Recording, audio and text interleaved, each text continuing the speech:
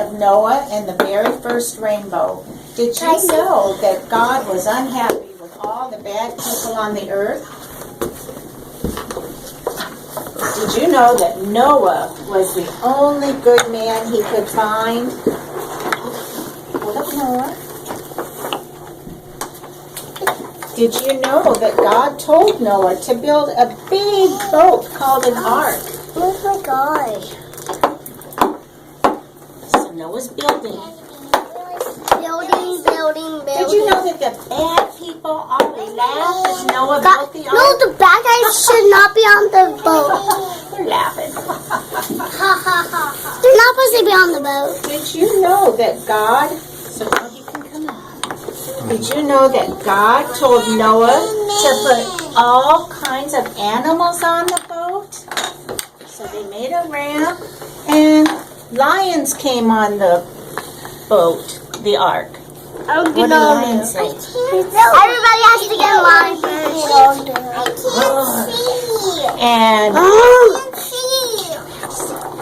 And horses came on. And elephants came on them 2 by 2. You need to put them back on.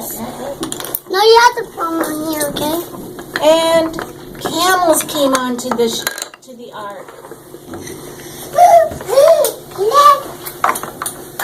And giraffes.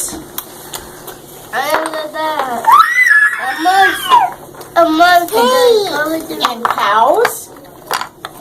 Cows came onto the ark. I'm these elephants. I'm the elephants. They're supposed to stand up in there.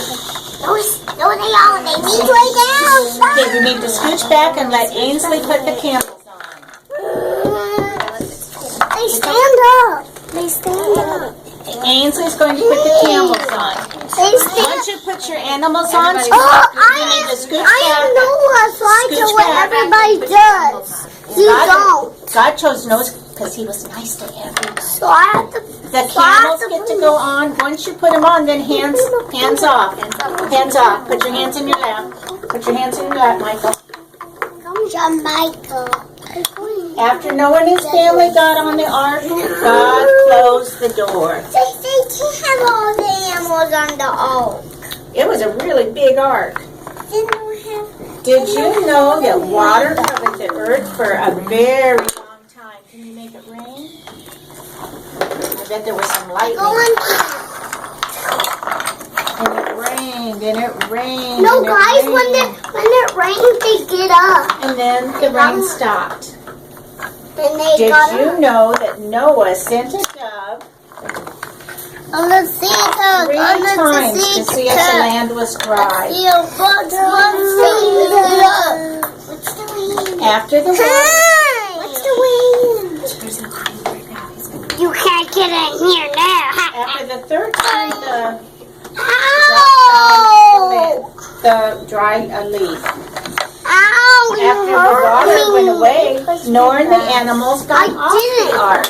The animals got off the ark. Now they all come off, and you can just pick one animal to take off. Did you know Noah and his family thanked God? Everybody get off safe here and now. dry? Whoa! John Michael? Really, John? Michael? No, I can't go. John Michael, you're Noah, and you take this and make an altar, and you tell everybody to come and pray to God and say thank you. Everybody comes to, everybody can come to play for God. And did you know God was very happy because Noah obeyed him? So everybody come here. Did you know that God put the They're first coming, rainbow in the sky they're coming. for Noah? A rainbow is God's promise that he will never have a flood again.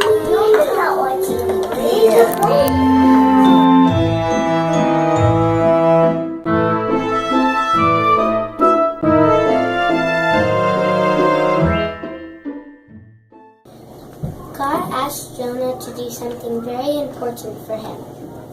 But Jonah was scared and tried to run away. But God doesn't give up that easily. He sent a big fish who swallowed Jonah whole. Jonah stayed for 3 days and 3 nights in the fish's stomach. In the end, Jonah prayed to God, apologizing for refusing him and asking for forgiveness. God forgave Jonah, and Jonah went out to do God's work.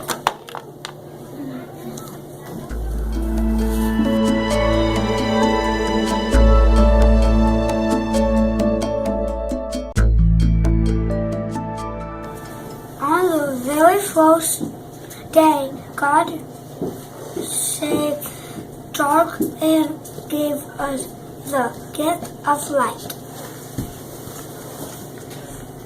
On the second day, God gave us the gift of water.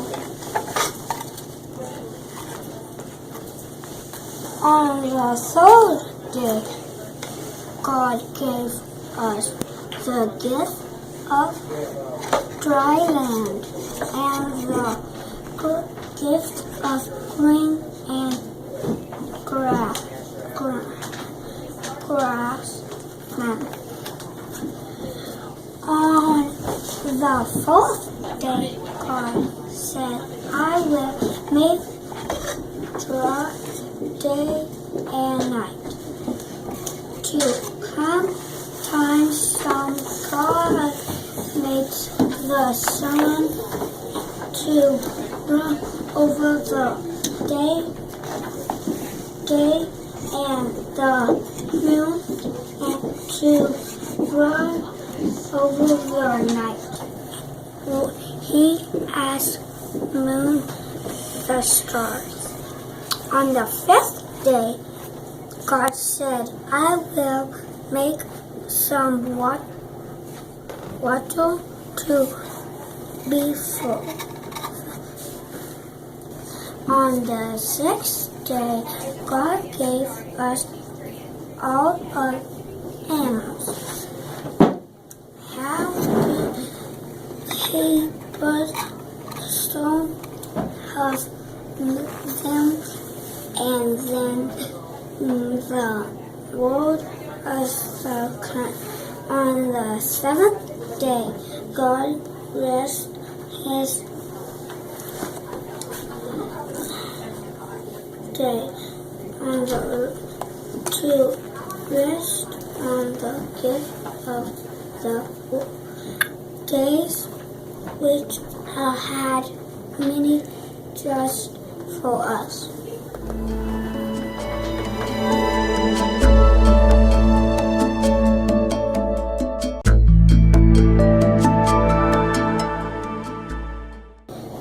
God asked Jonah to do something very important for him. But Jonah was scared and tried to run away. But God doesn't give up that easily. He sent a big fish who swallowed Jonah whole. Jonah stayed for 3 days and 3 nights in the fish's stomach. In the end, Jonah prayed to God, apologizing for refusing him and asking for forgiveness. God forgave Jonah, and Jonah went out to do God's work.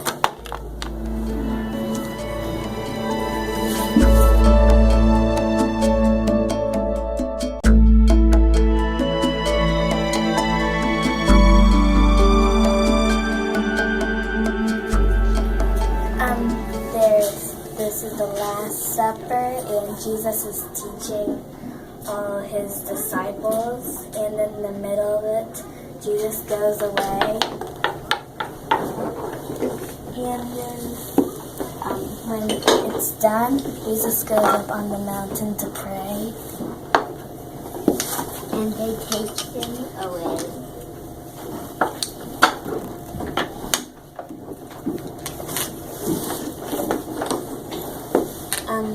And then Mary and her friends come, and they put Jesus in the tomb, and then they roll the stone in front. And then they go away, and then when they come back, Mary's friends run away. and because the stone is rolled back and the angel is on top of it. And Jesus comes, and Jesus is standing in front.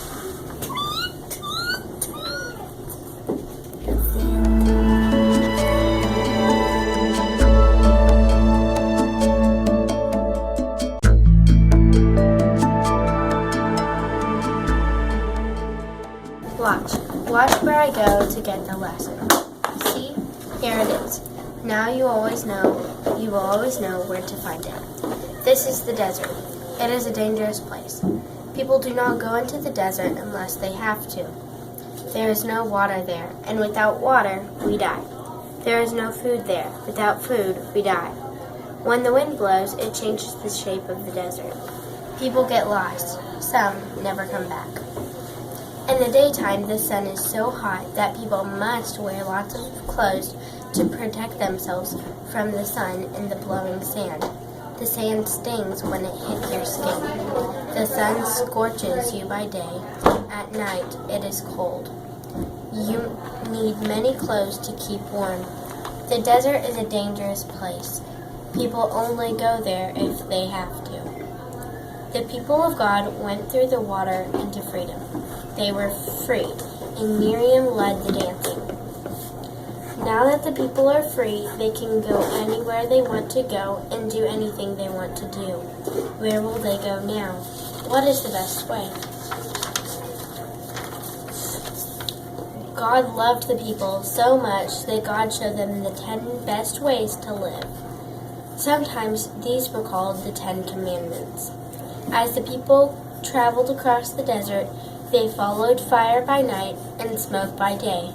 They began to complain. Some even wanted to go back to Egypt. There was not enough food. There was not enough water. God helped Moses find food and water. Finally, they came to the great mountain. The people came close to the mountain, but they were afraid to touch it. Mountain Sinai was covered with fire and smoke. Moses was the only one who had the courage to climb up into the fire and smoke to meet God. When Moses was on the top of the mountain, he came so close to God, and God came so close to him that he knew that God wanted him what God wanted him to do. God wanted him to write the 10 best ways to live on stones and bring them down to the mountain of the people. God gave the 10 Commandments to Moses. Moses gave them to the people, and they gave them to us.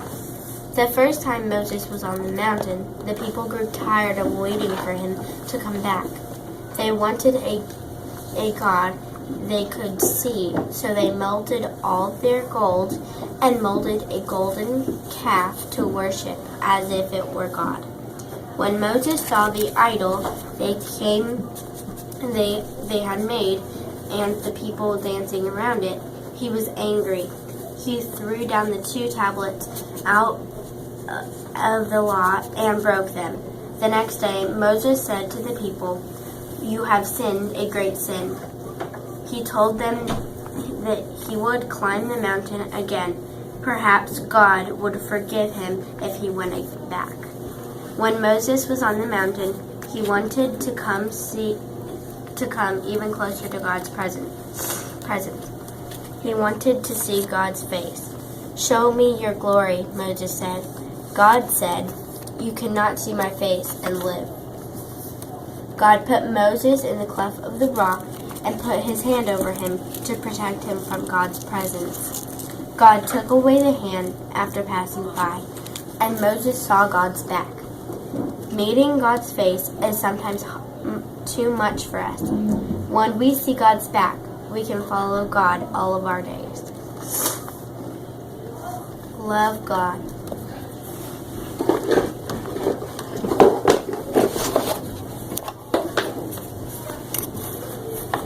Love people. God loves us. Do not serve other gods. Make no idols to worship. Be serious when you say my name. Keep the Sabbath holy. Honor your mother and father. Do not kill. Do not break your marriage. Do not steal. Do not lie. Do not even want what others have. I wonder which one of the 10 best ways you like best. I wonder which one is the most important. I wonder which one is especially for you. I wonder if there are any we can leave out and still have all we need. Now let's go back again to the story. I wonder what part of this whole story you like best. I wonder what part of the story is the most important. I wonder where you are in the story or what part of the story is about you. I wonder if there is any part of the story we can leave out and still have all the story we need. I know these are all hard. God did not say these are the 10 easy things to do. They are the 10 best ways to live the 10 commandments. They are hard, perhaps even impossible, but we are supposed to try. They mark the best way, like stones can show the right path.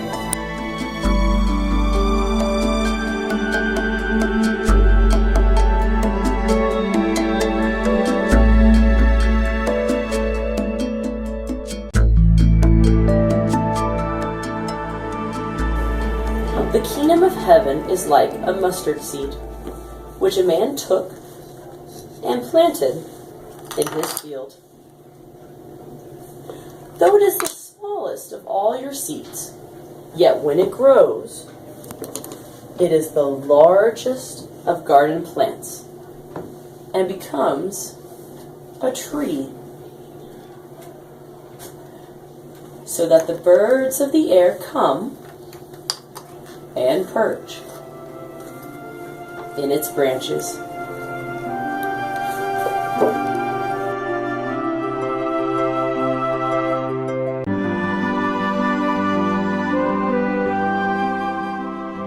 This is the lesson of the church year.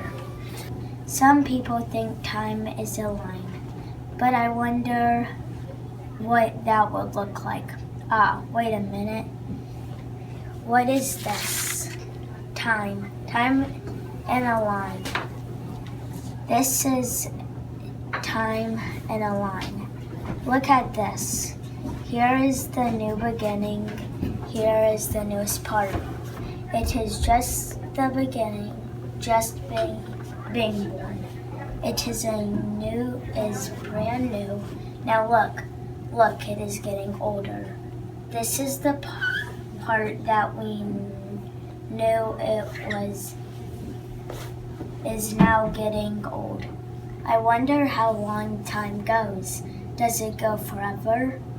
Could there ever be an ending? It ended. Look at the ending. The beginning that was so new at the beginning now is old.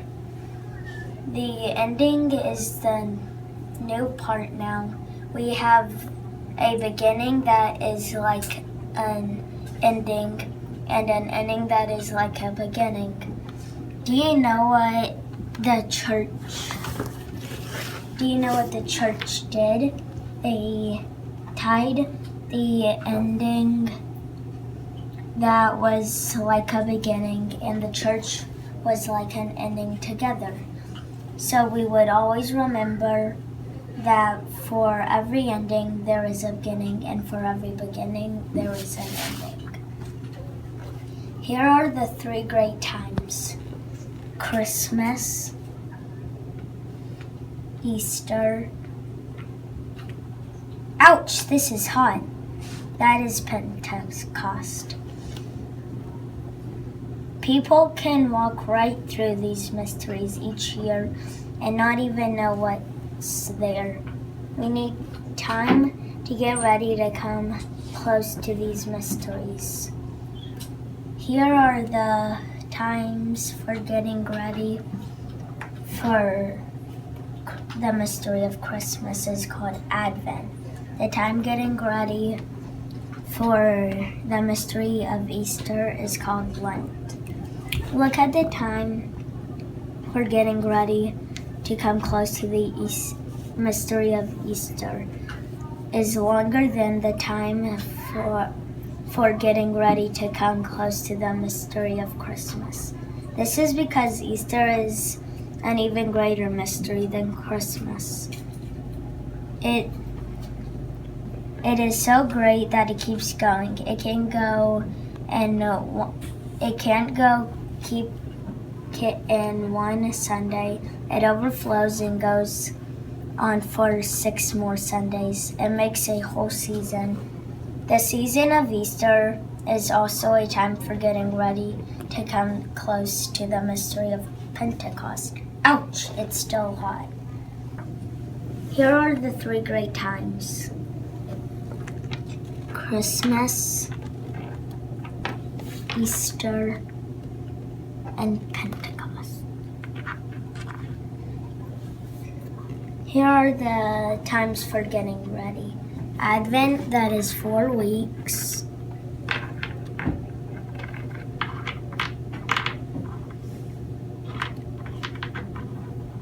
You can't keep Easter to just one Sunday, so it keeps on for 6 more weeks.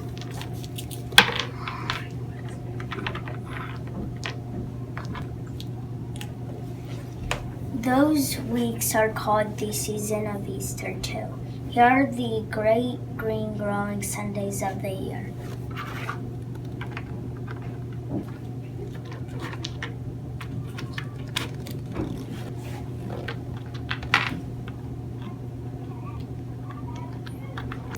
It is all here, everything we need. For every beginning there is an ending, and for every ending there is a beginning. It goes on and on forever and ever.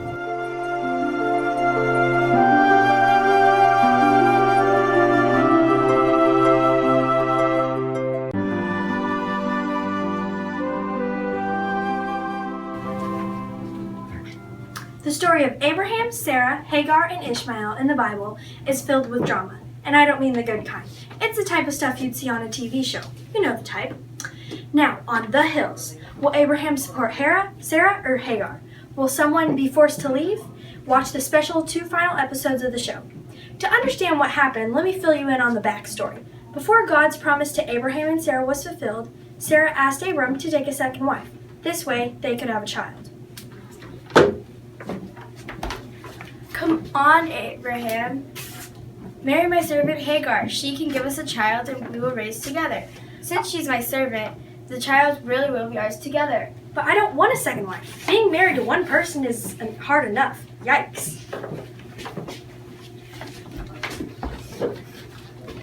Abraham loved his wife, so he followed her wishes by taking a second wife. Crazy, huh? In the first season, you saw Abraham and Hagar's wedding. Watch the second season to see how Sarah reacted to Hagar's pregnancy. Sarah's plan backfired when Hagar became pregnant. Sarah believed that her former servant Hagar no longer respected her. Hagar ran away because she was treated so badly by Sarah. What's your problem, Sarah? I can't do this anymore. I'm out of here. Good, I'm sick of you anyway, and so is Abraham. Hey, leave me out of this.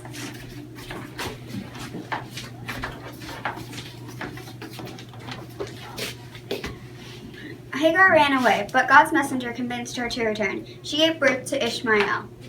You witnessed Abraham and Hagar's wedding in Season 1. Tensions flared in Season 2 as Hagar left the hills. She returned in time for us to see the birth of Ishmael. Will things improve? We don't know if they did. Many years later, just as God had promised, Sarah gave birth to Isaac at a banquet. Sarah saw Ishmael laughing and decided that she wanted Hagar and Ishmael gone forever. Abraham, you must send them away. I don't want Isaac and taking Ishmael's inheritance. This made Abraham upset, but God promised to look after Hagar and Ishmael. The next day, Abraham packed food and water and sent Hagar and Ishmael away. Hagar was forced to leave again. Will she survive the desert? Watch the final episode and find out.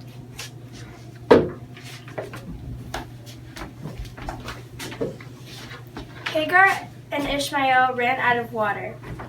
They grew weak. Hagar sat down and began to cry. God saw that Ishmael and Hagar were in trouble and sent God's messenger to Hagar. What's wrong, Hagar? Don't be afraid. Everything will be okay.